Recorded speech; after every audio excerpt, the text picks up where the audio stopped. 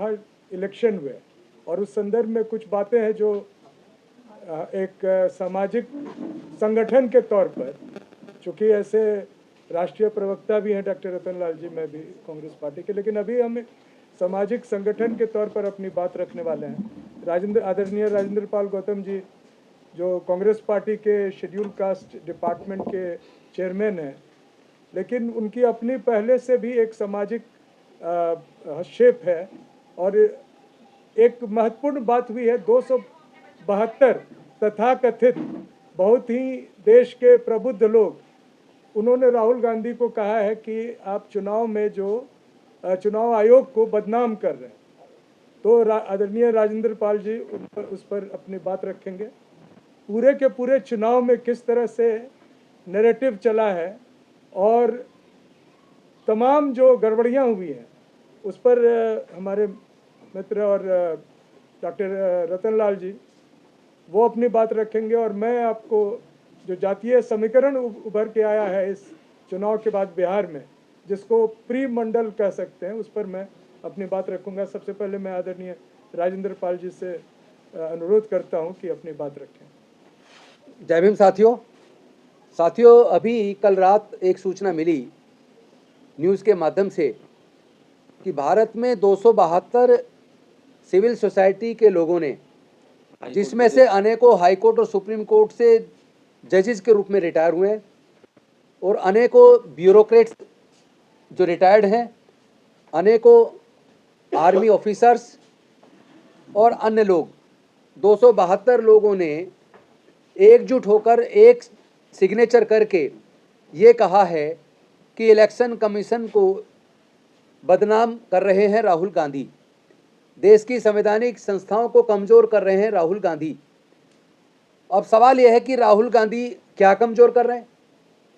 राहुल गांधी पूरे देश में जाकर पूरी निडरता से, पूरी ईमानदारी से लोगों को बता रहे हैं कि देश में सर्वोच्च न्यायालय और उच्च न्यायालय में अनुसूचित जाति, जनजाति, पिछड़े वर्ग का रिप्रेजेंटेशन कितना % है, देश के व्यापार में SC ST OBC का रिप्रेजेंटेशन कितना है, देश में पत्रकारिता में SC ST OBC का रिप्रेजेंटेशन कितना है।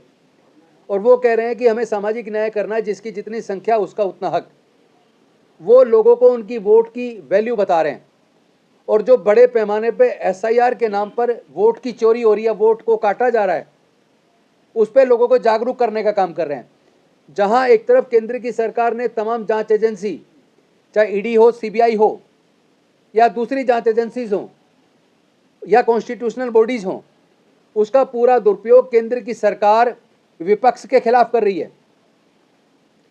उसके खिलाफ इन 272 लोगों ने एक भी सिग्नेचर उसके खिलाफ नहीं किया, उसके खिलाफ 272 लोगों ने नहीं बोला, लेकिन एक व्यक्ति अकेला ED CBI के द्वारा प्रताड़ित करने के बावजूद बिना डरे इस देश के SC ST OBC माइनॉरिटी की आवाज़ बन के उभरा है, जो सामाजिक न्याय की बात कर रहा है, जो कह रहा है जिसकी जितनी संख्या उसका उतना हक।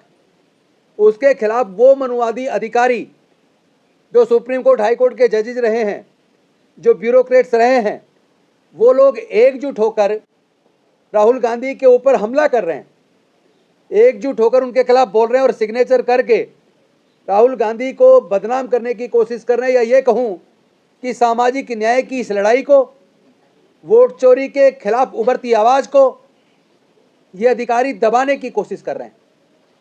और इन अधिकारियों से मैं पूछना चाहता हूँ कि जो एक एक मकान में 700 वोट, 500 वोट, 400 वोट बनी है, क्या उन्होंने उसके खिलाफ एक शब्द भी बोला? देश में चुनाव से एकदम पहले 10-10 हज़ार रुपया 1 करोड़ 20 लाख से ज़्यादा महिलाओं के अकाउंट में डाल दिया, यानी कि उनकी वोट को खरीद लिया। क्या इसके खिलाफ इन 272 अधिकारियों ने एक भी शब्द बोला?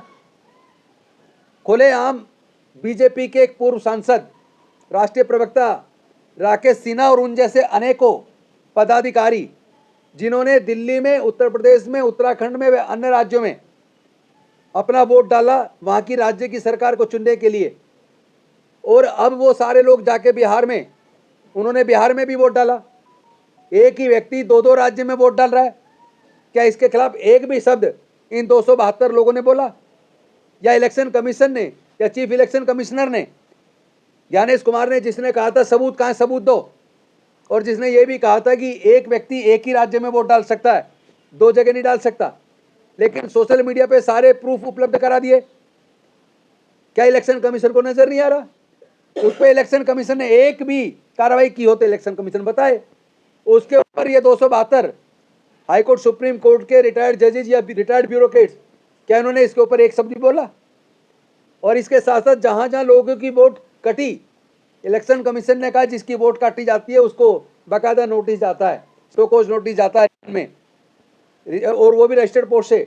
मैं पूछना चाहता हूं, हमने अनेकों चुनाव देखे जहां लोगों के वोट कटे, मैक्सिमम वोट दलित और माइनॉरिटी और बस्तियों में कटे हैं, लेकिन हमने आज तक किसी को कोई इलेक्शन कमीशन से नोटिस मिलते नहीं देखा कि तुम्हारी वोट काटी जा रही है या क्यों ना काट दी जाए, तुम यहाँ नहीं रहते हो और अगर आपको आपत्ति है तो आप आके आपत्ति दर्ज कराएं।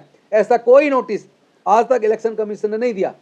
तो मेरा एक सीधा सीधा सवाल है, इस बात की भी जांच होनी चाहिए कि ये जितने 272 जजेज या अधिकारीगण हैं, रिटायरमेंट के बाद सत्ता से किस किस को लाभ मिला, साथ ही साथ इनके जितने इनके जजमेंट आए, इनके जजमेंट की भी जांच होनी चाहिए। इनके जजमेंट कॉन्स्टिट्यूशन के हिसाब से, कानून के हिसाब से आए हैं या आस्था के हिसाब से या एक विचार के हिसाब से आए हैं, यह भी जांच होनी चाहिए।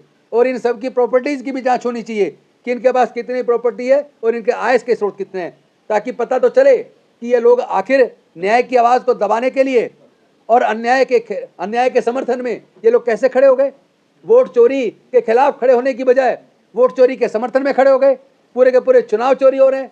मैं पूछना चाहता हूँ, ईवीएम इलेक्शन जो वोटिंग मशीन है उसके अंदर माइक्रो कंट्रोलर चिप में प्रोग्रामिंग कौन करता है? उसके अंदर टाइमर क्यों लगा है?